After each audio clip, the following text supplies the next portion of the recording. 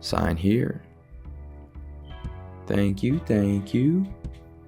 First guest appearance. Now what do we have here?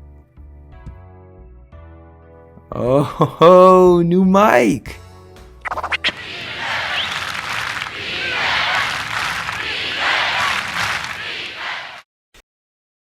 It's been a long time coming. This movie night. You know, a reference 2 episodes ago. Look, I got the machine making popcorn, the stove. And I got a friend coming over. A little late though, actually. But anyway, I've been trying to get back into the whole movie watching thing, you know? But movies, they're like super repetitive right now. So I'm thinking that we're looking in the wrong places. Literally. That's why tonight we're gonna look at 3 movies. 3 movies from across the world. I know. Great idea, right?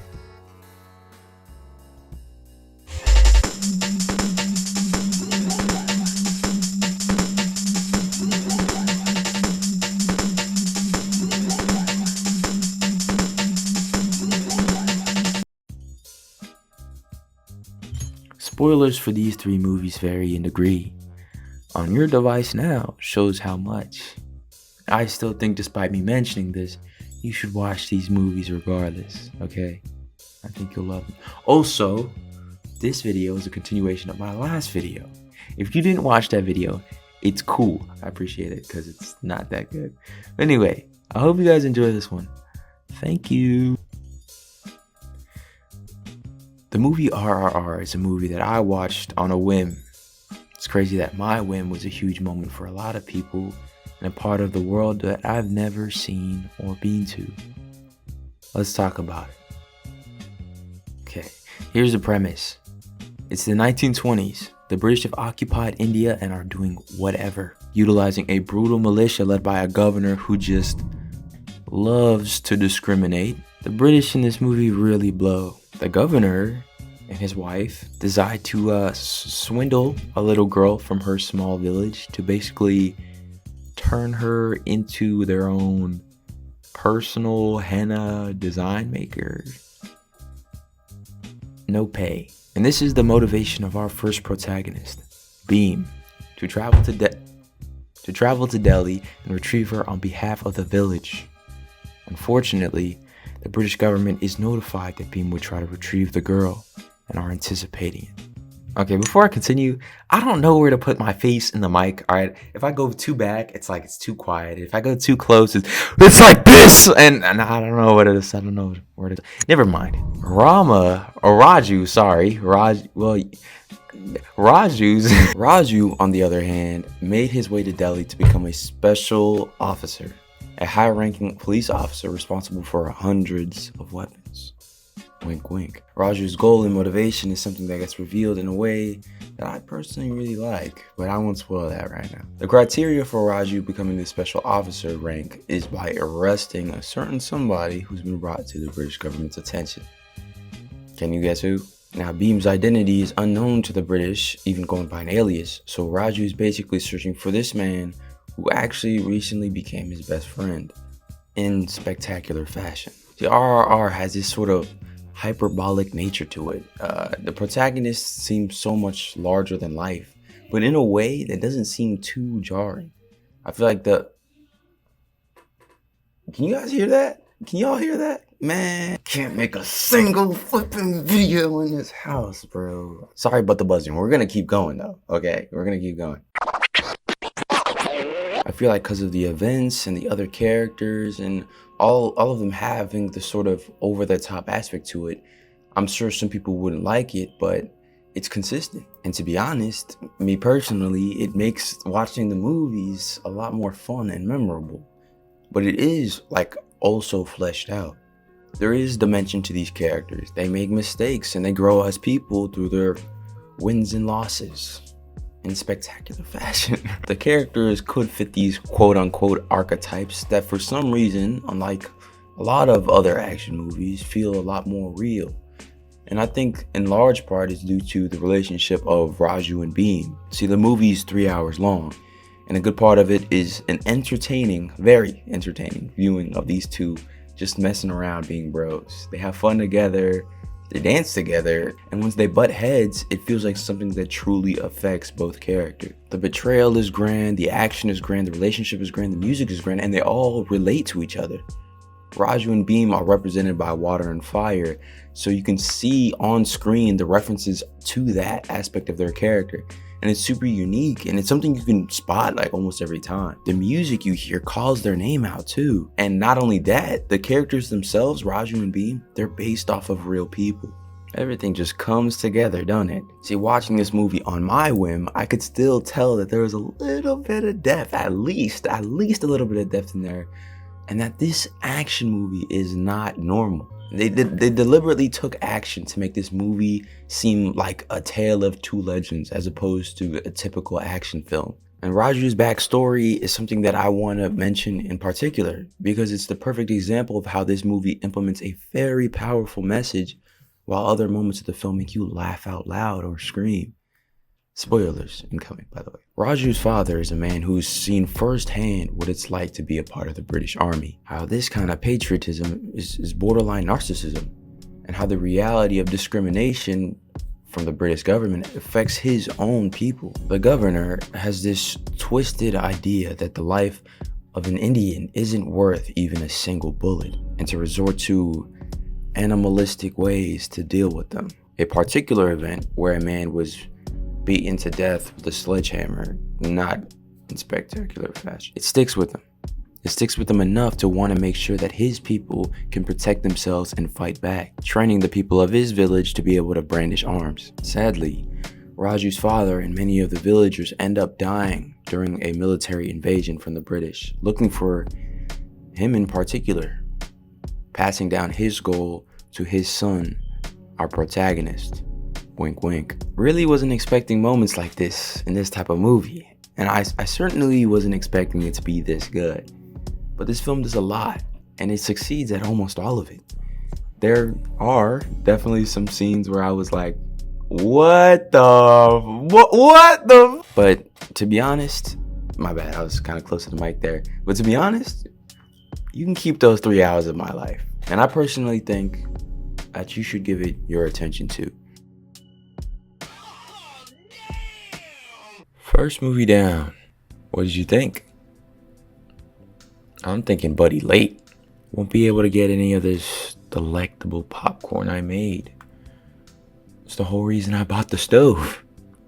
And to be honest, I don't even like popcorn that much. But anyway, let me just put in the next movie. Time for a bit of a 180. Excuse me. The Hunt 2012 is a thriller drama film directed by A. Thomas Vinterberg, starring Mads Mikkelsen, and he is, and the movie is about the shenanigans that take place in a small town in Denmark. As you can see, I can't read. Lucas is an older, reserved kind of guy. While most of the other families you see in the movie are together, Lucas lives alone. This is because he's actually going through some custody issues with his ex-wife. So Lucas has a son, right? And he's been fighting to get his son to live with him. And in the beginning of the movie, you could tell the world was really giving him the business. But despite that, Lucas is still very kind. In this small town, you know, everybody knows everybody. All the dads hang, drink, and goof off when they can. And he kind of seems like the one everybody knows has a good heart. Now, Lucas is also a kindergarten teacher, and you can tell that the kids actually love this guy. They play with him, they ambush him. You can tell he really cares for the kids. One of them actually being the daughter of his best buddy, Theo and Lucas. Theo and Lucas have a close bond, and a lot of the other older drunk dads grew up together, but Theo and Lucas seem almost like brothers. Lucas treats Clara, Theo's daughter, like a niece, though Clara, it seems, has a little crush on Lucas, and Lucas very kindly, very nicely shuts it down. Now, a lot of dominoes fall, and a series of unfortunate events leads Clark to saying something untrue, and many of the adults in the movie running with it, yada yada yada. Lucas is accused of being lewd with the students. The Hunt. I know, I know, the premise is a bit wild, but it's the movie's good. The movie's good, I promise. Okay. This might be just my view on the movie, but I don't think the rumor itself is the focus of the film. There are a lot of people in this movie. A lot of the people that I personally remember. There's a teacher with the glasses, Lucas, Theo, Marcus, Brune. They all stick with me. They mimic real people really well, and I'm not Danish, but I felt like I felt like this is a real small town in Denmark. I've seen guys hang out and do dumb stuff, and it's wild to see that a rumor and some mere suggestion split these people apart. In this small town where everybody knows everybody, they start to think, maybe I didn't know you at all. I feel like it's a view on community, and I think it's a view on innocence, and I can't speak, and how mob mentality can make an innocent man seem guilty. How the consequence of lies can make a man not be able to be with his son or get groceries. The acting of Matt Mikkelsen and Lasse Fogelstrom, I definitely said that wrong. And to be honest, bravo to the whole cast, because they really sold me on this idea that there was a rumor in this small Danish town and it was ruining this man's life for real. And I think that's why it's so important that this is a foreign movie. I'm glad that this is a Danish film. Living in the US right now, the idea of mob mentality and misinformation means very different things.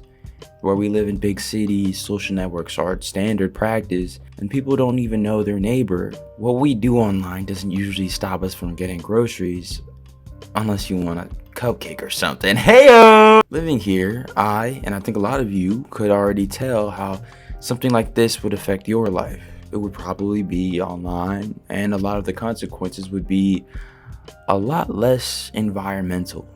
Oddly enough, before watching the movie, I didn't really think of the real effects misinformation can have on people on like a physical level. Is somebody calling me? Without Wi-Fi, without cameras, just my word against yours.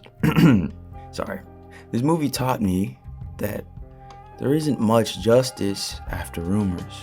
The most you can get, if not a place in a community, is a place where even just one person or a few people who know you well enough and trust you well enough to see through the rumors.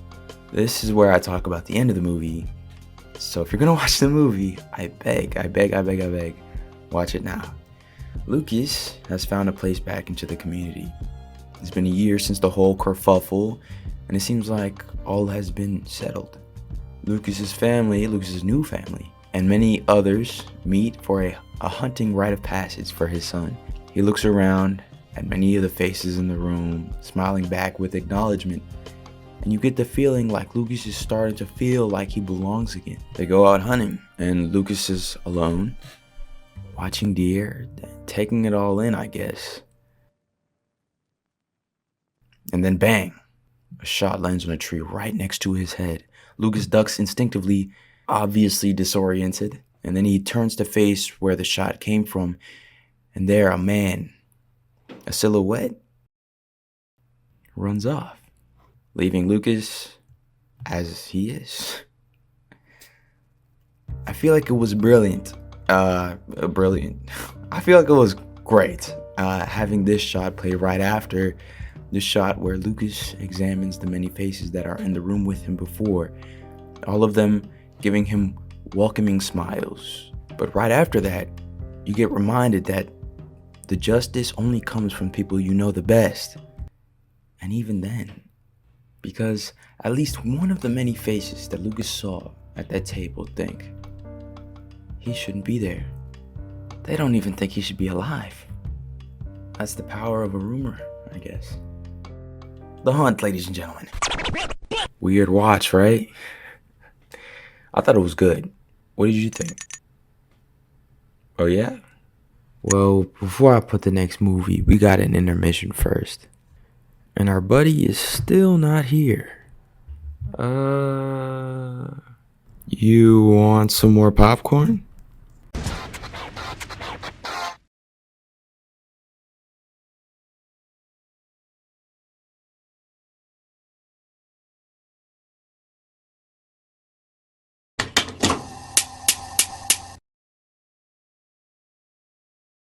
Odessu, sorry.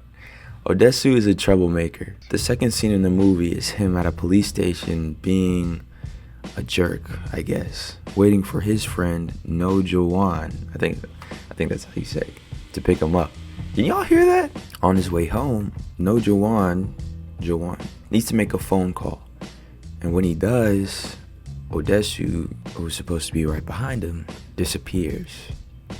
Little does he know that Odessu is gonna be gone for a very long time. The world moves on without him. But while it does, he's trapped in a room, by the way. But while it does, Odessu finds ways to be productive after losing his mind for a few years. My bad. My voice is kind of like we're going through some beef right now. Anyway, he's practicing martial arts on his wall and he's studying the TV. And after 15 years, he gets free. He gets freedom. He gets strength, intellect, and a little bit of that sweet revenge. I'm sorry. He's trying to find who put him in the room. It's like a cultivation manhwa. I'm sure you could watch somebody better talk about this movie, but since I have some time, let me get my take out short. This movie is intentionally deceptive. On my first watch, in fact, when you first start the film, I think you're made to believe that this is an action film. Jeez! The music, the style, the lack of context all gave me this idea. And the movie does this. The movie does have a whole lot of action with iconic scenes you might have seen before. But the movie has this surprisingly functional transition from action to a drama, mystery, psychological, or whatever the word is, type of movie. And when at the start of the movie, you could never predict it happening. It's a movie you might think is a bit odd at first, but after watching the movie in full, you catch that the movie is full aware of the audience's confusion sometimes. I can't speak. I mean, I certainly was confused. Then moments get deep in the movie, and then you start to see direct parallels to moments of the movie that made me laugh. And it was so weird, but in a good way. My second watch was filled with no ways and epiphanies to... Oh my gosh. My second watch was filled with no ways and epiphanies to later halves of the movie, done so well. But that's why I want to talk about how the genres in the movie change. The movie is funny through and through, and I think it's in large part due to the character acting. It's very expressive. Every arc that this movie goes through has its funny moments. And I think this is because each character has a very distinguished personality. This movie also having the most diabolical, devious, horrendous, petty villain of all time. I'm talking Reverse Flash levels. All the characters clash in these interesting pairs throughout the movie, with Odessu and the antagonist being the main two, even though Mido and Odessu spend the most time together. The moments where Odessu and the other two, are looking for things often has the most comedy, whereas when they confront the antagonist or have like revelations, being the moments where there's drama or action or sometimes both. The thing is, it's done so well. The comedy will never take away the dramatic aspect of the film, and in many ways it amplifies it. If this was just about a man broodingly trying to find his captor, the revelations in the later half of the film wouldn't hit as hard. And this is where we are now entering spoiler territory. This is where I irk you. Who even uses that word unless they're serious? I irk you to watch this movie in particular because it's a great movie. And this segment might not make any sense if you don't watch it, so I'm sorry about that. The way this movie is shot is something to pat on the back for. Stay with me, guys. I'm going somewhere with this. The majority of the shots are super stylized in a way that emphasizes the right thing at the right time, but it never stops it from being informative or dramatic or even comedic. They toy with the angles and the field of view a lot, and it makes the movie fun to watch. And I bet it was fun to film too. It's very clear that pretty much every scene in the movie had a shot composition that was thought out. Here's an example. The way the movie opens up is with Odessu holding a sewer slider man off a building. Now, you don't know it now, but later they show you the full scene, right? And without knowing what exactly this scene was referenced to, you think it's funny. I laughed. The dude fell off the building anyway. But it's only until you get to like the last 10 minutes of the film that you realize that the shot was made to resemble the shot of Lee Woo-jin, the antagonist, having to let his sister fall into the dam and drown when he was younger. Now, this is one of the more obvious parallels in the movie, but there are many more. How the same man that Odessu was holding up says, "Even though I'm no better than a beast, don't I have the right to live?" This is something that gets used later in the film again, and it's in a way that's far from comedic. How Lee Woo-jin mentions that it wasn't him that got his sister pregnant, but Odessu's tongue. That Odessu's tongue indirectly got her to kill herself.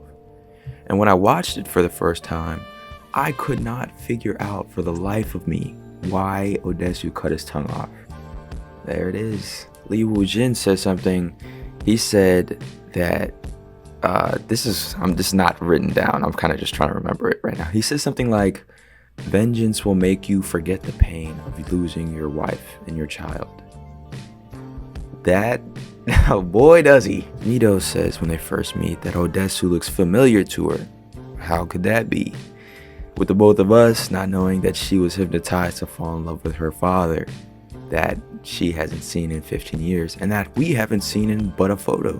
When this gets revealed, you realize on your second watch, well, I realized on my second watch, that the movie doesn't just have parallels in shots or scenes, but in characters too.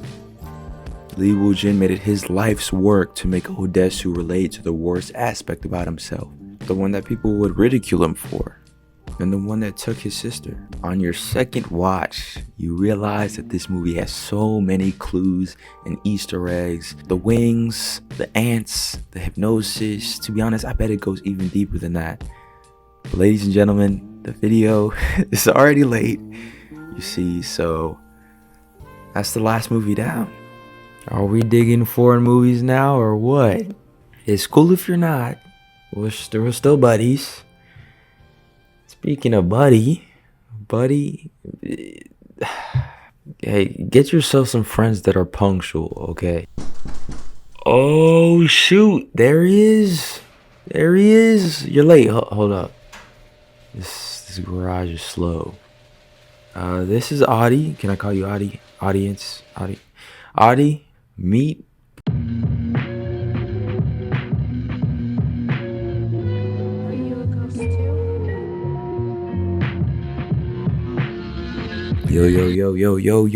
Yo.